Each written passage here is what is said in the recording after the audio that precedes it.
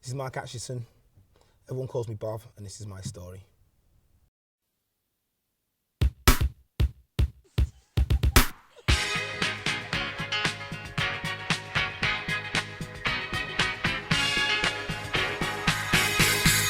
Upside down, you're turning me. I'm gonna give a love instinctively. Around and round, you're turning me. I say to thee, respectfully. Upside down, you're turning me. I'm gonna give a love instinctively. Around and round, you're turning me. I say to thee, respectfully. I can't explain. It feels quite strange, like my life's prearranged. So what have you done? So it's begun. Feels like a slap to the face. I'm stunned. I don't know why you choose me. Everything you do confuse me. You know it don't mean nothing. You gotta share me with the girls that dare to use me. Because on my own, it's not the way I like it. Gotta have girls around me, they astound me. Especially the ones that'll upside down me. I'm not crazy, I don't know, maybe. Better ask the girls that are with me daily. One of a kind, I'm designed to be sublime. Exercising my mind, writing rhymes to rewind. I always liked dancing from when I was a kid. I like music, I like dance. So I think it was like one of the escapes that I had as a child, was listening to music and, you know, watching dances. It was only like a mild interest, really. It wasn't something I ever thought I could do as a career.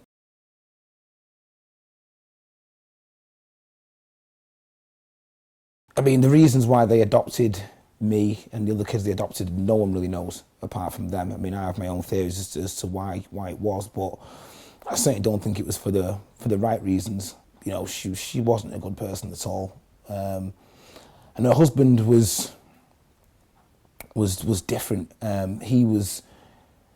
He could be not necessarily physically abusive. You know, he would discipline us harshly. You know, punishment. You know, it was belts, canes, whatever. But he also he ended up being a sexual offender. He was a paedophile who, as far as I can tell, young black kids was his thing. So I was with them for like nearly 12 years. So, you know, you can probably imagine. You know, and people are drilling it into you right from the beginning that your life is worthless and that there's no purpose to you being here. You know, your parents don't want you. You know, your adopted parents don't want you. What they do, they want to abuse you. If you're getting that right from the word go, the first thing you realise is that there's no purpose to what you're doing. By the time I was 12, I was big enough to take care of myself, so then my behaviour was becoming a problem. So then they kind of shipped me out then to this, for all intents and purposes, like a reform school. I mean, it was supposed to be a school, but it wasn't a school. And once you were there, you stayed there. You know, I only went home, I think, alternate weekends and school holidays. The rest of the time I was there. And again, I was going home to live with a paedophile. This is what my world is like. This is what it is. You know, there's no real point to why you're here. It just seems getting abused at the point to why you're here. And then you're thinking, well, you know, what do I do? I go home, I've got a paedophile waiting for me.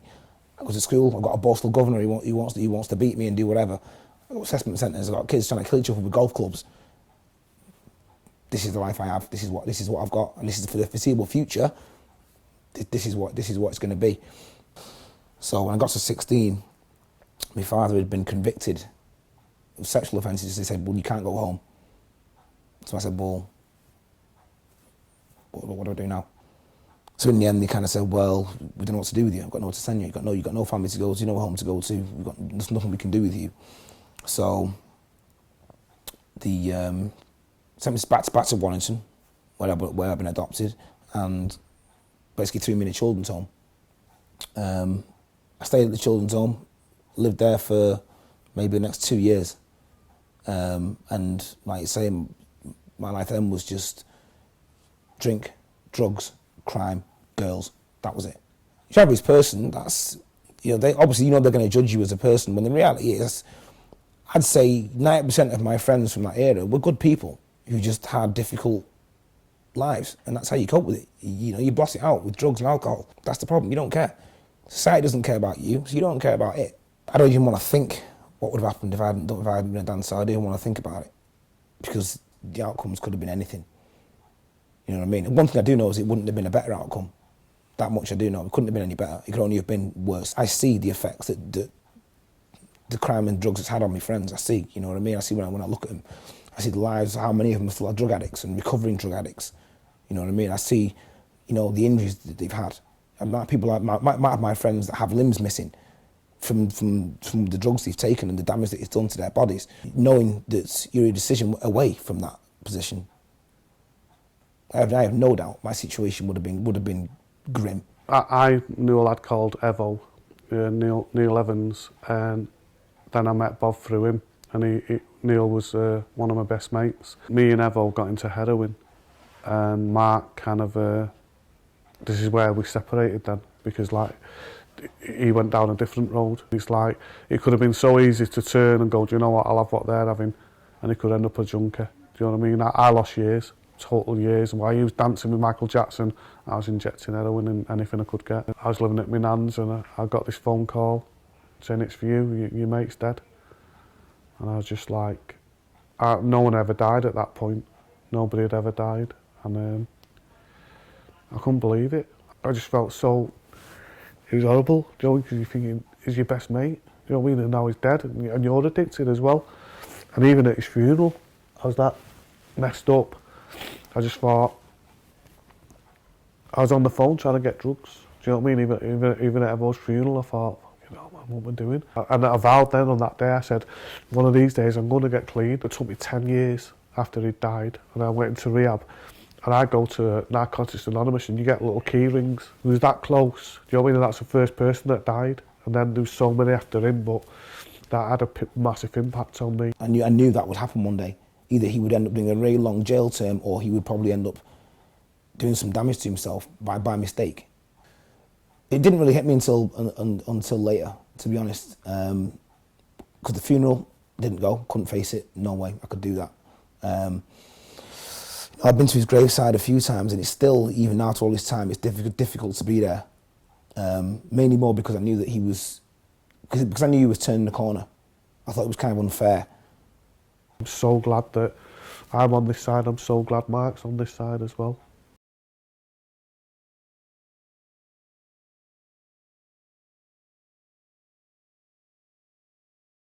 The dancers from Hitman and Her trained at Mr. Smith's, that was just pure luck on my part, that of all the places in the country, the dancers for that show happened to train in the town that I lived in. So one of my friends dragged me down there for the class that was on every Tuesday night and just said, you should just go and give it a try. You know, which I thought was a little bit ridiculous, to be honest. I just thought, well, why? Bob came through with Jaffa, and that was a brilliant partnership. Crazy mothers, but good. You know, Jaffa changed a lot for me, even dance-wise. He was kind of like the final piece of the jigsaw. So once Jaffa had arrived, you know, we had a close relationship with Clive. I always did have with Clive. I still have to this day. We don't always agree, but, you know, like I've said before, you know, he was very close to being a father figure for me. He probably doesn't even know that, but he was. Bob's extremely talented. People like Bob have a certain energy about themselves. Bob just needed to kick up the bum. He needed to be pushed into things.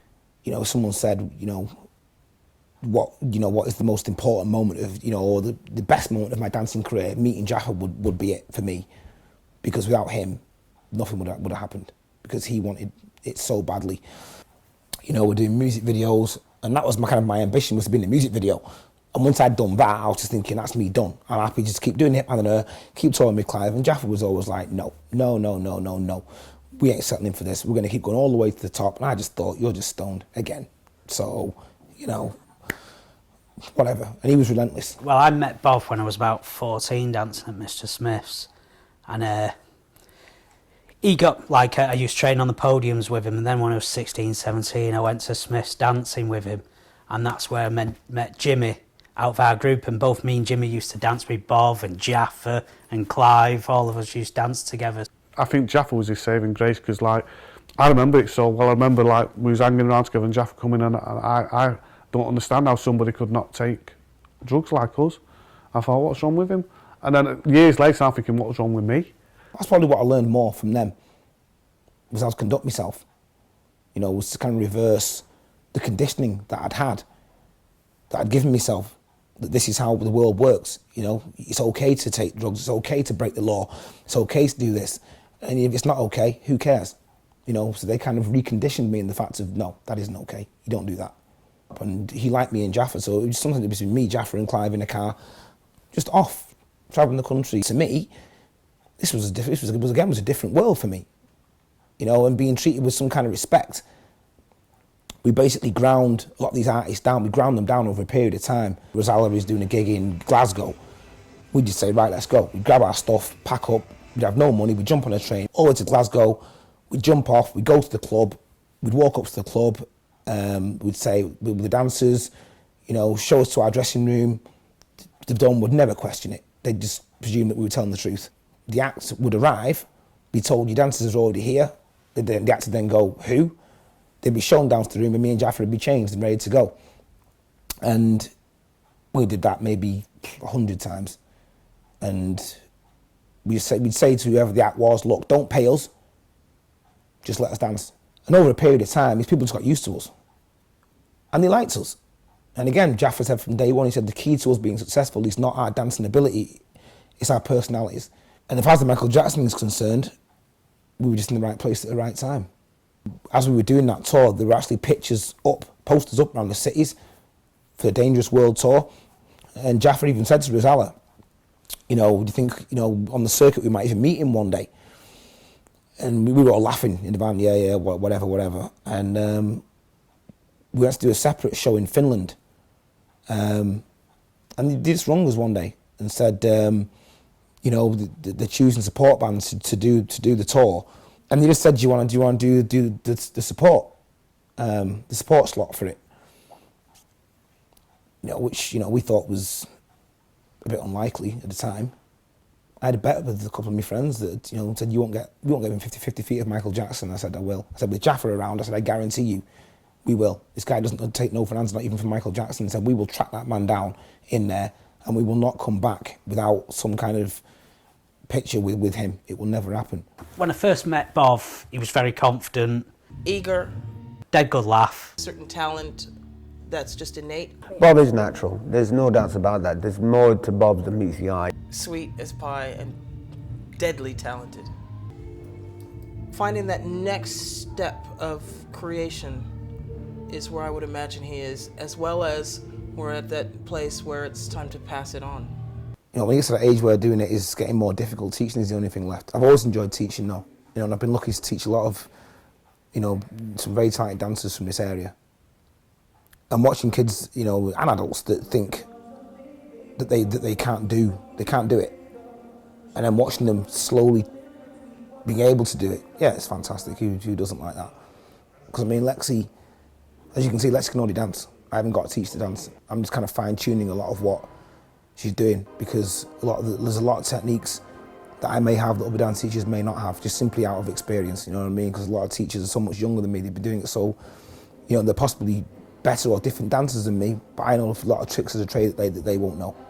So I often get brought in to tweak things, which is what I'm doing with Lexi. He just teaches me styles that I don't know, and he's just really good. I like him. Most of what Clive taught me was in at the deep end. He just kind of went, don't question it, just do it. So I used to just do. And Clive was kind of so forceful in what he used to do. When he would kind of lead the class for some reason, he would just instruct people to take over. And often he would ask me to do it. And I just kind of got more and more and more. And I basically just learned to teach. Tropicana, I think it was, or the park. I took him up there and said I was going to put dancers on there, and I left him alone by himself to say, right, because we had a system in which I would dance in 3 spaces in one spot. Bob could take on that leadership. I pushed him into leadership mode, and he was scared shitless, and it was beautiful. I just kind of said, right, now I'm going. And he said, aren't you staying? I said, no, I'm not staying. This is yours, and you have to do it. Bob is like that. He's pushing it. He won't stop, and if he does stop, I'll kick him. Simple as that. I couldn't really imagine not doing it. What would I do then? I'll never stop. Not ever. Couldn't if I wanted to. So I'll probably do this until I'm physically unable to do so.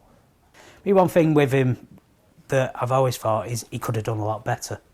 Bob had more talent than all of us, and he just didn't use it like we used it, and that's one disappointment with him, because he was too good for Warrington. I always said to him when I was in London, I said, come to London, you bat the lot of them. His ability isn't common. It's not common. Bob should have been in London. Bob should be on a higher stage, because end of story, what he has is a natural talent. But I didn't want to go to London, you know what I mean? Neither did Jaffet, neither was Dave, because we're northern lads, we like it up here. You couldn't pay me to live and work in London, I couldn't imagine anything worse. Why do I? Nah, there's no way. I like it here. I'm proud to be northern. I regret a lot of decisions that I made when I was younger, but I understand why I made them. I regret a lot of things that happened to my friends, you know what I mean? I regret my friends, that the things that happened to them, that in my opinion were not deserved. I regret the fact that my family never got to see me dance, you know what I mean? They'd never seen it. I regret not being with Josh for the first 10 years of his life. That's it's a regret. In hindsight, it was the right decision, but it's still a regret, because watching him grow up for those first 10 years would have been fantastic. But looking at it from where we all look at it now, we all know it was the right decision, but it's still a regret. Going down that road, it just changed everything for him. Do you know what I mean? And I'm so glad it did. He's kept going with dance all the years. He's still doing it now. If he hadn't have had that experience that he had, he wouldn't be the man he is today. Do you know what I mean? He's had to survive. I can't call him Bob now. I know the Bob I know is the guy that used to take drugs. When I see Mark's a man. When I started dancing, I think the best way I can probably put it is it gives you an identity, because I had no identity until that point. If someone said, "Who are you?" there would have been no answer to that, because I wasn't anybody. I was no one. So what it kind of did, it gave me an identity, and gave me a direction, and gave me a focus, so I could kind of get up in the morning and go, now I know what I'm supposed to do here. This is what I'm supposed to do. It's just in you. So it's just kind of whether it's luck or by judgment that you find this one thing that you're good at. Luckily for me, it was dancing, and again, it was almost by luck that I kind of stumbled across and found this thing that I could do. And my friend said to me, he said, it's like, it wasn't like there was this big epiphany moment where I woke up one day and thought, I want to be a professional dancer. That never happened. He said it was kind of like dance chose you, not you chose it. It kind of picked you. You just didn't know.